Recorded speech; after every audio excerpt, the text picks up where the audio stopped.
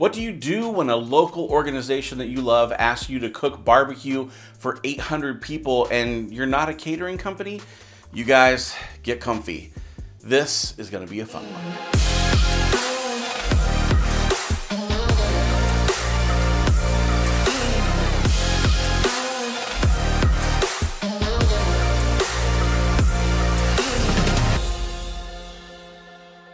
I spent the first 15 years of my career working in not-for-profit organizations and primarily churches, so there's a special place in my heart for nonprofits. I've been at the budget meetings trying to pull off an event on a micro budget with big budget dreams. So when I got the call that my local church wanted to throw a big back-to-school barbecue bash, I knew it was time to throw down. So let's just get it out there. I am not a barbecue caterer. I don't cook and serve food for a living. I do run this YouTube channel and the barbecuelab.com website for a living though, and I wanted to help pull off a huge community event. This video will take you from initial thoughts to testing and finally implementation of the plan to feed 800 to 900 people slow smoked pulled pork sandwiches with freshly made pickled red onions and dill pickle slices along with our favorite side of barbecue baked beans. Now, if you're into outdoor cooking, please consider hitting that subscribe button. We put out about 2 videos each week helping you raise your outdoor cooking game, and we'd love for you to join us on the journey.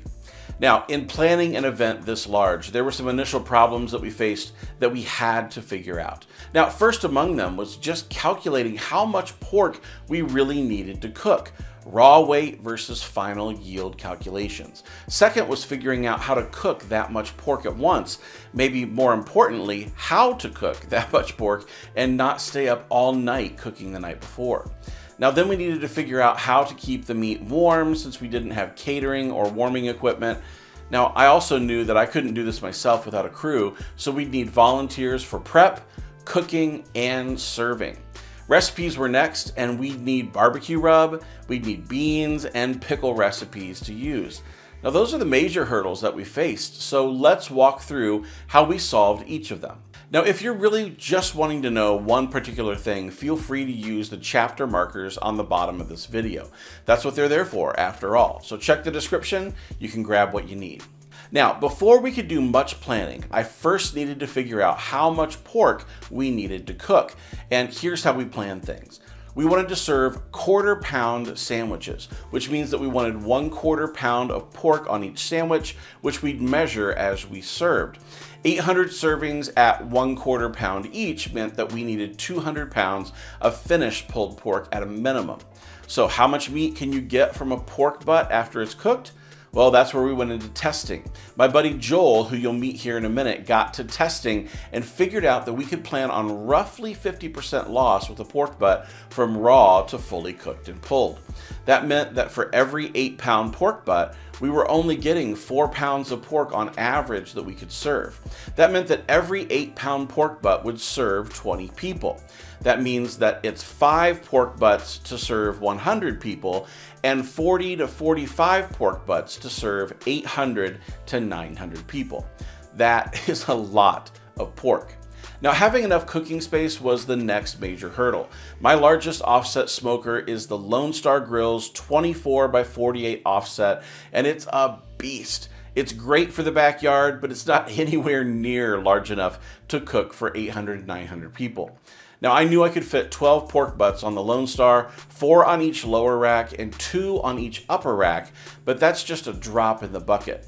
So now that we knew that we'd need to cook 45 plus pork butts, it was time to recruit the guys and call in some favors from some friends who had the grills that were up to the challenge.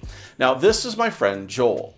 I recently got to ride with Joel to pick up his pit from Jay at Outlaw BBQ Smokers just a few months back. Now these are some of the best competition barbecue pits money can buy, and it sounded like this was just the test Joel's new pit needed to fully break it in. Joel went out and measured his grill and determined that he could fit right around 18 butts on his grill, so we were up to 30. I then called my friend Justin, who owns Tip-Tation barbecue and does some catering here in Indy, and he agreed to bring his smoker trailer where he could fit about 15 butts as well. So we now had the smokers and the pit masters to run them. Now, for both Joel and Justin though, one of the deal breakers was having to cook overnight and not get any sleep. Now, I gotta be honest, I wasn't excited about it either, so we started to explore what would happen if we cooked the day before and then held the meat overnight above 140 degrees Fahrenheit out of the danger zone. It would essentially be what's referred to at many of the most revered Texas barbecue establishments as the hot hold, which is letting the steam off the pork butts so they don't continue to cook, double wrap them in aluminum foil, and then wrap that in 2 layers of plastic wrap to seal in the juices and keep the heat up. Now, the church didn't have any equipment that could pull that off, so it was up to us to figure it out. Now, I had heard of catering guys hot holding barbecue using Yeti coolers, but I'd never tried it myself.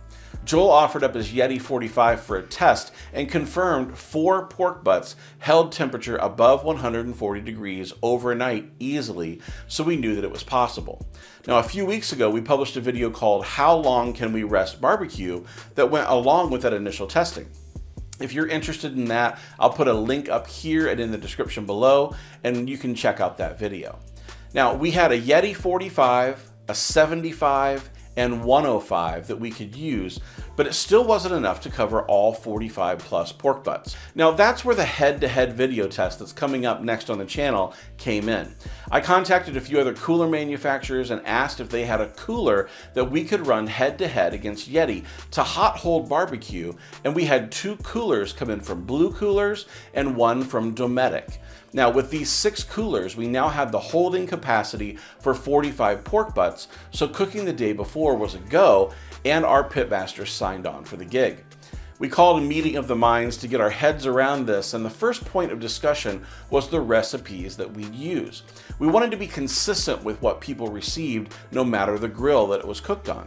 So we decided to use 1 all-purpose seasoning and 1 barbecue rub for everything. Since 1 pound of rub is about 32 tablespoons, we measured during our tests about how much rub we used on each butt. It was about 3 tablespoons of all-purpose rub and 4 tablespoons of barbecue rub on each. So I started by looking into how much it would cost to just buy pre-made rub. Now, it was going to be more than a couple $100s to buy the pre-made stuff, so I broke out 2 of the recipes that we're working on for an all-purpose rub and a barbecue rub, and we ordered the ingredients to make our own. The church had requested that the grills be out front rolling smoke Sunday morning to build awareness and anticipation of what would be following the service, but with our current plan of cooking the day before, there wasn't a purpose for the grills on the day of the event. Now, that's where we started really overcommitting. We naively volunteered to make barbecue baked beans and have those in the smoker as a side dish the day of, and at the time it sounded like a wonderful idea. What I didn't calculate was how much time it takes to prep 800 5-ounce servings of baked beans, but more on that later.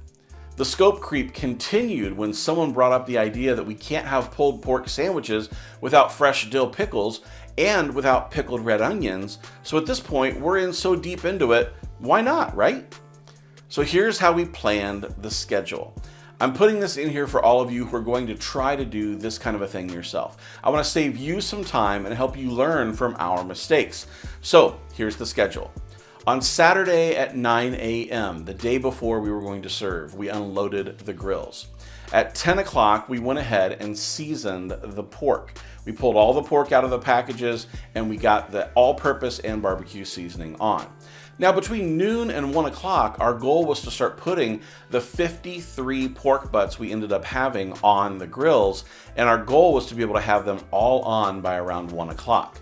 Now, once the pork butts were on at 1 o'clock, we wanted to go ahead and start prep on the pickles, on the onions, and all of the veggies that we would need for the barbecue baked beans. We figured it would take 4 to 5 hours to do all of the vegetable prep and all of the cutting and chopping that we needed to do with a few volunteers, and we were right. It actually took 5 to 6 hours to get all of that done.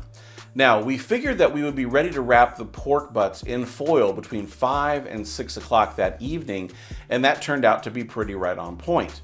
Now, we figured that right around 10 o'clock we would have pork that we would be pulling off the grill, but we wanted to go ahead and warm up those coolers with boiling water to warm up the insulation inside. So at 9 o'clock, we went ahead and poured boiling water into all of the coolers and let them really come up to temperature so that the insulation would be warm by the time we put the pork in, and it wouldn't take the pork raising the temperature of the cooler. The water would do that before the pork got in there. Now at 10 o'clock, that's when we started seeing the pork butts hitting the internal temperature of 200 degrees, and those pork butts were all double wrapped in aluminum foil. Now, the foil we needed to open up to let off the steam so that we could stop those pork butts from cooking any further. And then once the steam was let off for 5 to 10 minutes, we went ahead and wrapped the pork butts back up in foil, and then we wrapped those pork butts with the aluminum foil on the outside in plastic wrap, double layer, to keep all of the juices in and keep that heat in. So that was starting at 10 o'clock, and that actually ran all the way up until 12 to 12:15 that night. It took us probably 2 hours to get all 53 pork butts off the grill, wrapped, vented, and into the coolers. So we finally got to bed right around 12:15 or 12:30 that night on Saturday, and we knew that we had to go back on Sunday around 7:30 to fire things up again. But what we did is we stuck all of that pork in those coolers overnight after we drained the water, put the pork in, and if you want to learn more about how we did that, check out the video that's coming. Make sure you subscribe so you don't miss out. We'll give you all of the details on how we hot held that pork for 12 hours using those coolers and which ones perform the best.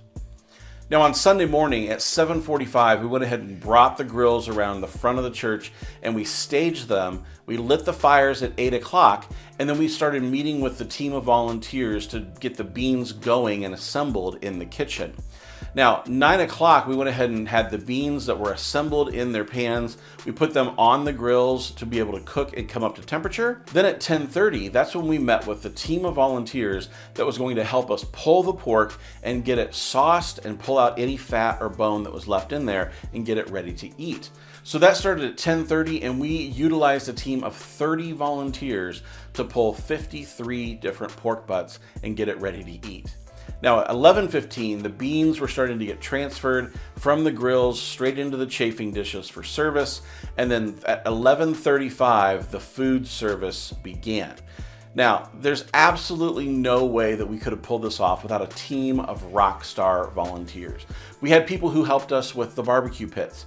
We had guys who came and helped in shifts to keep the fires going while we were working on other things. We had people who came and helped us chop peppers, onions, and jalapenos for hours. We chopped so many veggies that I stopped keeping track of the time it took us. Now we had about 30 volunteers who helped pull the pork, separate out the fat, pull out the bone, and re-season and sauce the pork before it was served. Now, if you're looking to do something like this for a large event, make sure that you have lots of friends you can lean on, or be sure that you have a volunteer team that you know will be there when it counts. The logistics of serving was the last major hurdle that needed to be figured out, and we learned a few things that I'd like to share here.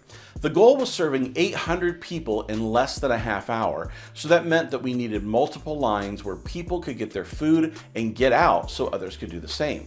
We let the events team at the church take the lead on this, and they set up 6 main sandwich serving lines. For the beans, the pickles, the pickled red onions, and the chips, there were just 2 tables for all the sides, and that had 1 line going to both tables, and this ended up really being the bottleneck. People were able to get their sandwiches pretty quickly, with most lines only getting 8 to 10 people long for the pork, but the beans and sides tables were another story.